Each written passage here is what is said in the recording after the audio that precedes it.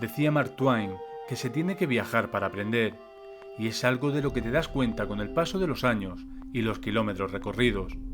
La búsqueda de los enclaves templarios te lleva a lugares que parecen detenidos en el tiempo, lugares aislados donde siglos atrás las órdenes militares dominaron un extenso territorio, donde aún hoy podemos encontrar sus vestigios en forma de castillos, ermitas o majestuosas iglesias que encierran los más variados misterios. En este reportaje quiero que me acompañéis en un viaje en busca de los enclaves templarios de la comarca turolense del Maestrazgo, maestrazgo que recibe su nombre precisamente del control que ejercieron los maestres de la Orden del Temple y posteriormente de la Orden Hospitalaria sobre estos territorios. Aquí se encontraban dos encomiendas muy importantes como son Castellote, donde estamos hoy, y la de Cantavieja, de la que dependían otros tantos territorios como sería Mirambel, como sería la Iglesuela del Cid, o la iglesia o la localidad de Bordón, donde se encuentra la iglesia de Santa María de la Carrasca, una iglesia que se considera el Roslin español. Aquí vamos a visitar un montón de iglesias y también algunos de sus castillos en este viaje, como he dicho, por el Maestrazgo turolense.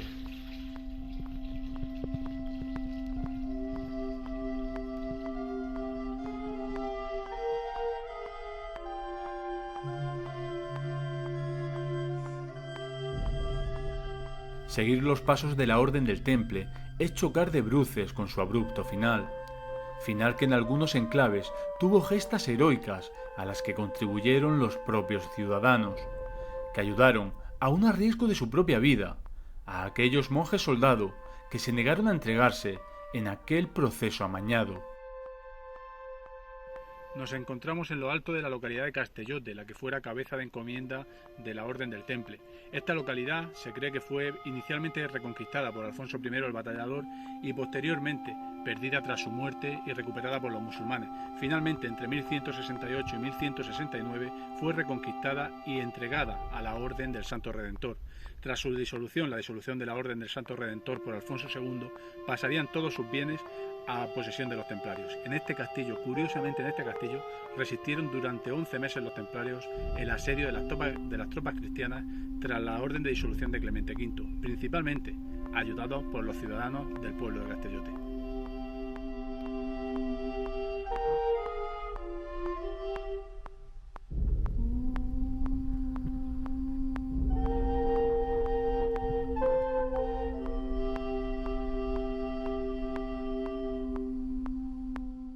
Pero no todos los enclaves ofrecen lo mismo. En unos los restos saltan a la vista en forma de majestuosas murallas o castillos. En otros los restos son mucho más sutiles y pasan casi desapercibidos, embutidos en edificios posteriores o en forma de simbología que permaneció en la población.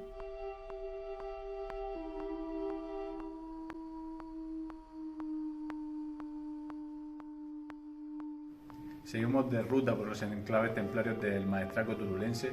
En este caso estamos en la Iglesuela del Cid, una pequeña localidad que fue conquistada por Alfonso II de Aragón en 1181 y donada a los templarios, que en 1242 le otorgaron la carta de población. Justo detrás mía tenemos los restos de las antiguas mazmorras del torreón templario. El torreón, junto con partes de la iglesia y de este ayuntamiento y alguna ataúd templaria, es de los pocos vestigios que quedan en la localidad de lo que fue la antigua Orden del Temple en esta población.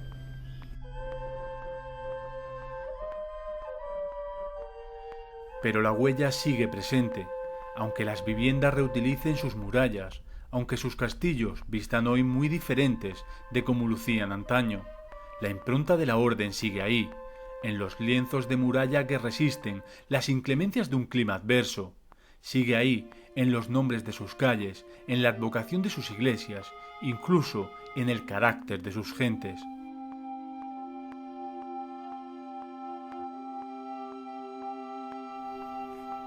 Seguimos con nuestro viaje por la comarca turolense del Maestrazgo, una de las más importantes a nivel de enclaves templarios de la península ibérica. En este caso estamos en Cantavieja. Cantavieja fue cabeza de encomienda templaria durante el dominio de la orden de estas tierras.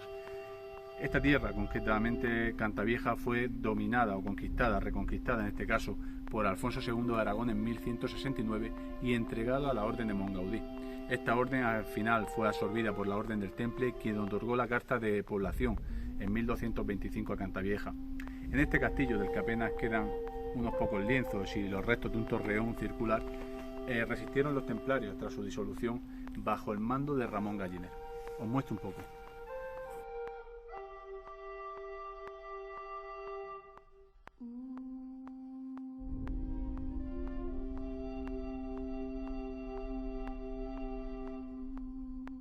Y no solo permanecen los ecos de su historia, también persisten sus misterios, misterios difícilmente explicables que nos impactan al admirarlos, al encontrar en un rincón inhóspito la majestuosidad de pinturas, imágenes y simbolismos más propios de las grandes catedrales, que además encierran velados secretos de esa otra vertiente de la orden, aquella que muchos buscan y pocos encuentran.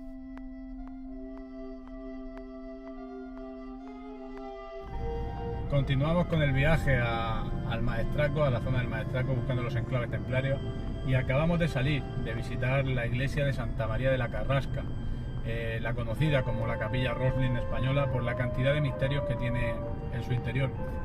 Esta iglesia cuenta con imágenes esculpidas de los evangelios apócrifos, cuenta con unas pinturas que se suponen que representan el famoso tritono o melodía del diablo, y como digo, fue construida inicialmente por la Orden del Temple, posteriormente pasó a los hospitalarios, y en su interior nos encontramos cruces paté, cruces tau, en definitiva, un montón de misterios, de escenas, de esculturas que os voy a poner en las siguientes imágenes.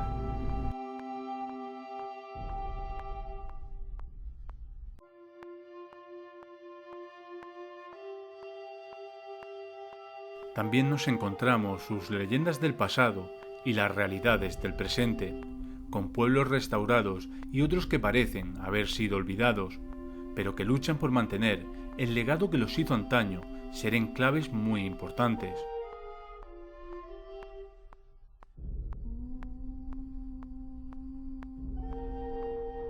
Nos encontramos en la localidad de Mirambel, que fue reconquistada por el rey Alfonso II de Aragón y entregada a la Orden del Cristo Redentor. Cuando fue disuelta esta pequeña orden, sus bienes fueron entregados a los templarios, los que se encargaron de construir el castillo y de la fortificación exterior de la villa.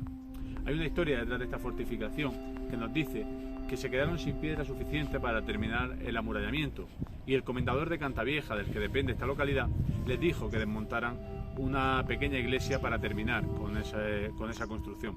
Esto les costó que el Papa de la época los excomulgase, algo que no es muy común, la excomunión de un pueblo completo.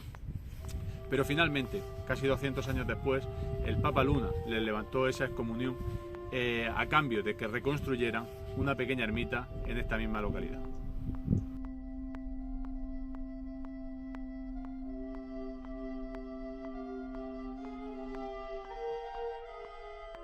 Pero sobre todo, los viajes te hacen crecer y conocer personas maravillosas.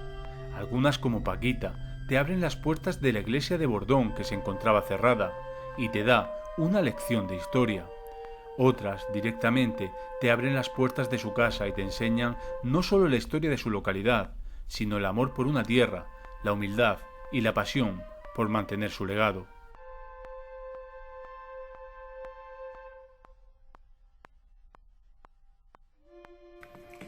Bueno, actualmente queda muy poco, porque se han ido haciendo restauraciones y por suerte las restauraciones que se hacen con norma y sin salirse del tiesto, vamos.